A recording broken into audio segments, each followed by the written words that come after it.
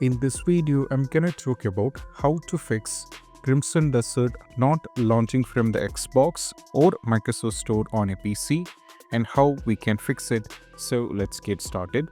So for many users, they had the issue the same over here. So if you wanted to add it, this is what you have to do. The first and foremost step, you have to disconnect the internet. So if you're having either Wi-Fi or if you're having an Ethernet connection, you have to disconnect it.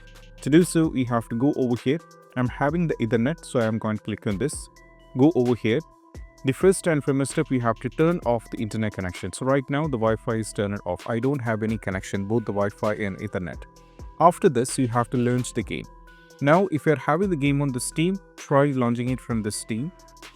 So you can just launch the game from the Steam and you can check with it, and that might help.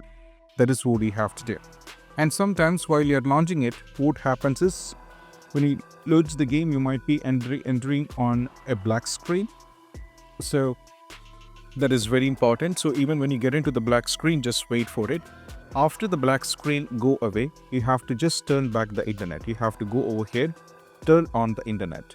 Now this time it will automatically connect it to the Wi-Fi or Ethernet. Now you just need to go back. Then if you're on the Xbox, you can try launching the game. Or if you're on the Microsoft Store, you can try launch the game, and this time it will work fine. And this is what you have to do. And that's it. Bye.